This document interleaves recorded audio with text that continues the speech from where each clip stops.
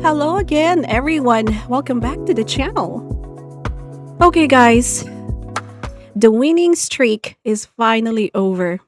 So, after ng 7 consecutive victories, Alex Eala finally run into someone who was able to stop the Eala mania. And that someone was Belinda Bencic. So Alex bowed out of the National Bank Open in Toronto after losing to the Swiss Olympic champion 6-4, 6-0 in the round of 16. And yes, kapag nakita mo lang yung score, particularly yung second set na 6-0, parang ang dating ay talagang demolition, right? Yung husband ko umuwi siya kahapon. Sabi niya, oh no, we know she was gonna lose at some point in time but I wasn't expecting the 6-0. And para talagang completely one-sided. But if you actually watched that match, because I watched it as it was happening, especially yung first set, I don't think that the score tells the complete story because for a good portion of that first set, Alex was fighting.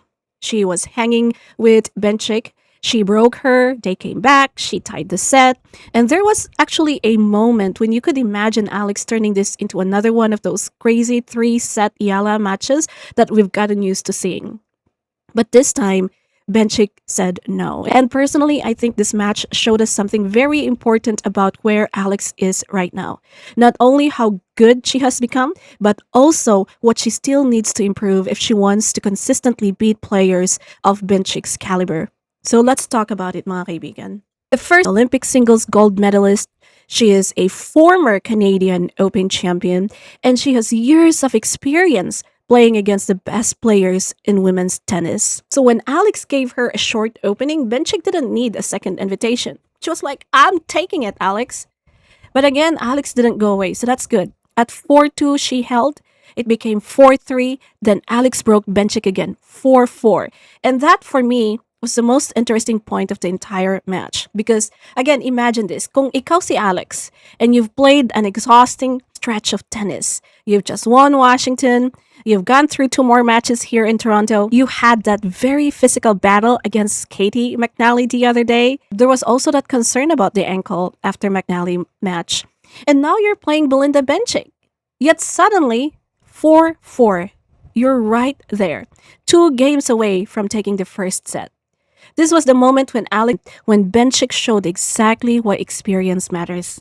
Bencic immediately broke Alex again. So naging 5-4 na. Then she served out the set. 6-4. And just like that, something seemed to change. And I actually think that 9th game deserves more attention because tennis matches are kind of funny. Sometimes you look at the final score and think one player completely dominated another player, but there can be one game, sometimes even 1 point, where momentum completely changes. And Alex worked extremely hard to get back to 4-4. She had already been broken. She had already fallen behind. She fought her way back. And instead of being rewarded with momentum, Bencic immediately took it away. And that is mentally exhausting. Imagine climbing back up a hill, finally reaching your opponent, right? And then your opponent immediately pushes you back down.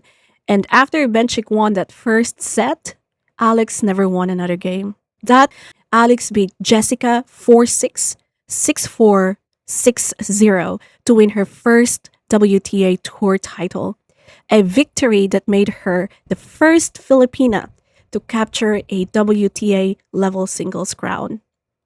So, against Pegula, Alex was the player who found another gear. Against Bencic, Alex was on the receiving end. And that's the game of tennis, mga kaibigan. Now, let's talk about what I think Bencic exposed though. Okay? Kasi importante rin na i-address natin yun. And like I said, we've heard so many people say something about Alex's serve. And I'm not saying this because Alex suddenly has a terrible serve. You don't win a WTA 500 and reach this level without being able to hold serve. But when Alex plays elite returners, especially yung players na who step inside the court and take the ball early, her serve can become something opponents attack. And Bencic did exactly that. This is especially dangerous. And we've actually heard this criticism before. We did. You know, Serena Williams, former coach Rick recently praised Alex's ball striking and ability to hug the baseline, but he also singled out the serve as an area that could potentially take her game to another level. So I wouldn't say the dramatic language of saying Alex suddenly needs to completely rebuild everything. No, we're not saying that. She is only 21 mga kaibigan. Tapos yung nagde-develop pa siya. And this is exactly what development looks like, what learning looks like, what readjustment looks like. You reach another level and players study you. Okay? I will not be surprised if Bencic sat down there on her couch and watched Alex play, like over and over again, trying to study her techniques, right? They try to find your weaknesses, then you improve those weaknesses. That is the cycle. And now that Alex is becoming a serious threat on tour, opponents are going to prepare for her differently. She's not the unknown Filipina player anymore. She's becoming Alex Eala, WTA champion. There is now tape, there are patterns, yung tendencies opponents can study, and those are actually signs of progress. Okay, let's go back to the second set because I want to address some more things on the second set. And unfortunately, this is where the fight disappeared very quickly. Bencic broke Alex immediately and then held again, then broke her again, and suddenly now it's 3-0. And from there, you could almost feel the match slipping away. Like so many times, I tried not to pay attention, mga kapatid. I was folding clothes. But you just cannot stop because you wanted to see maybe this is it. Maybe this is it. But like I said, at 3-0 dun sa second set, that's when you kind of go, oh no, I think we're going to lose this one. Okay. Not necessarily because Alex stopped trying. Actually, she continued fighting all the way to the final game. At match point, Alex was down 0-40. And she still managed to fight back and force deuce before Bencic eventually closed it out. And that execute your game are two different things. Bencic was simply getting way too much of Alex's serve back. She was controlling too many rallies, and Alex could no longer consistently turn defense into offense. Once Bencic got her foot on Alex's throat, figuratively speaking, right, she never really released the pressure. So yung final score was 6-4, 6-0. It was 1 hour and 13 minutes. And Alex Eala's 7-match winning streak was over. And I also want us to talk about fatigue, right? Now, this is where I think we need a little bit more perspective because Alex did not enter this match fresh.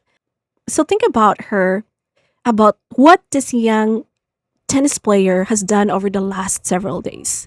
She went through an absolute brutal field in Washington. She won 5 matches there to capture the title. And remember, again, yung final match niya against Jessica Pegula was interrupted by weather and pushed into the following day.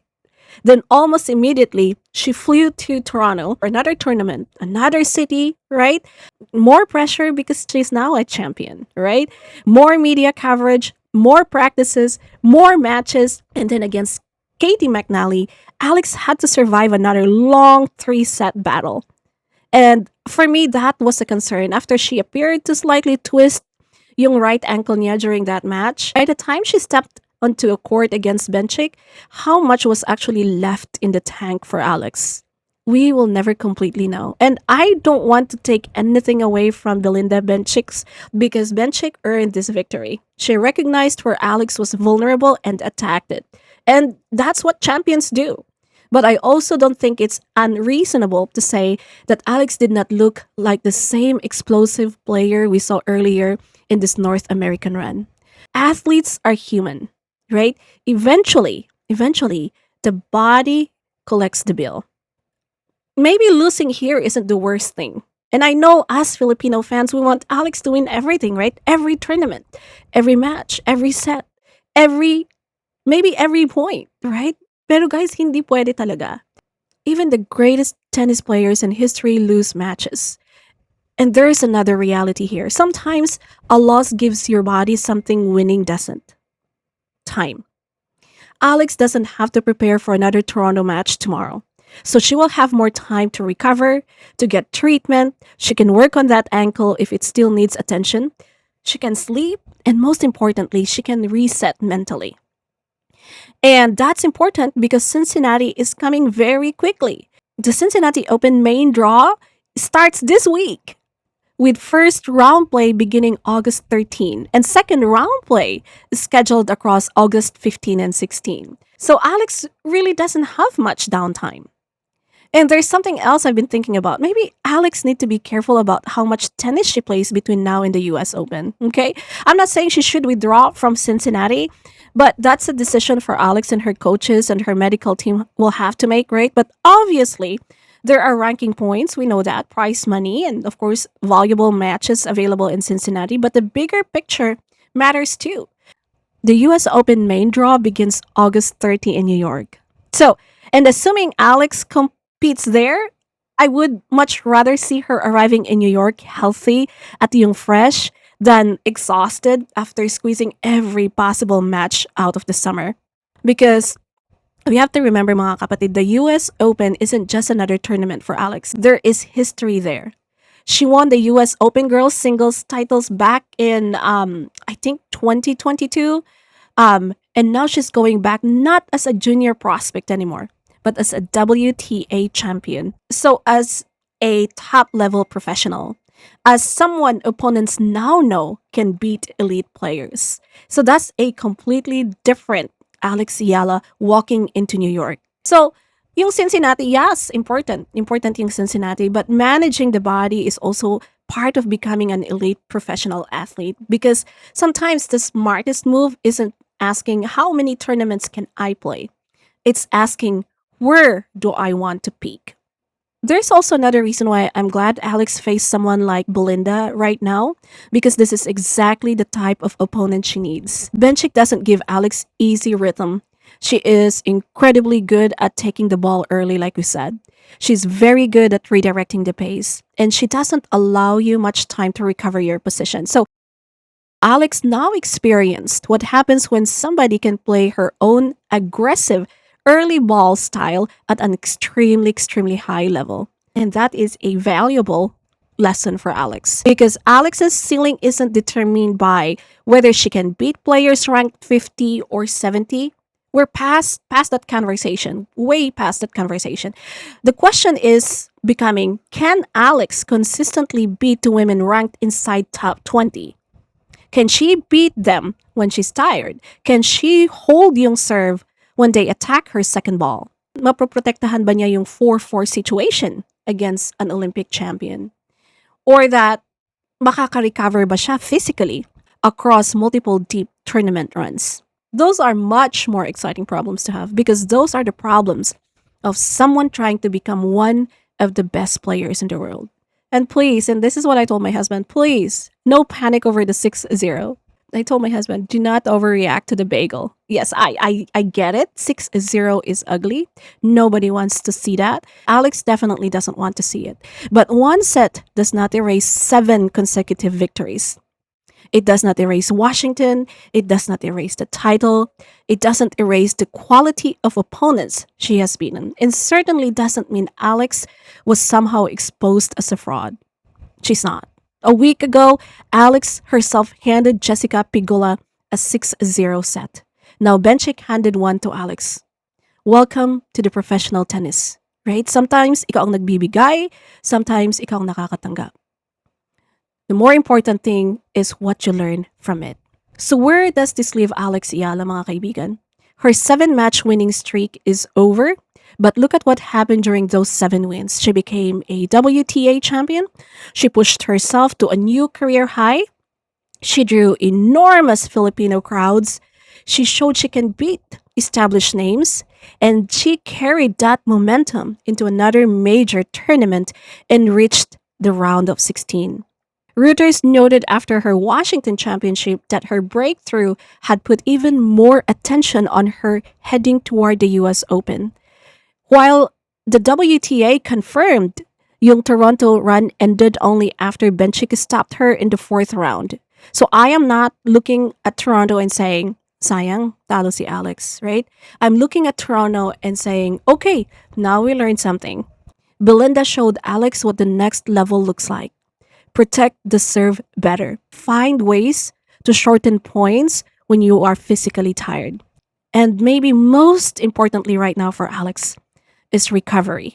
because Alex played a lot of tennis and the season is not over yet. So, congratulations to Belinda Bencic. She deserved that victory. She was sharper, she was more efficient, and once she took the control, she didn't allow Alex back into the match.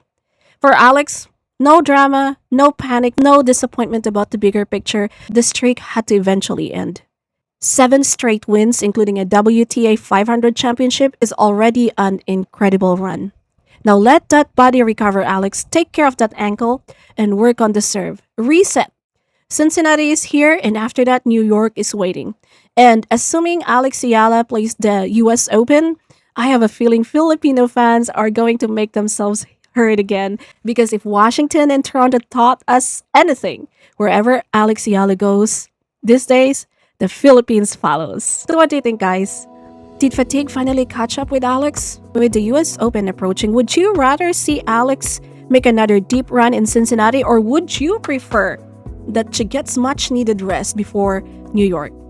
Let me know in the comments, guys. Thank you so much as always.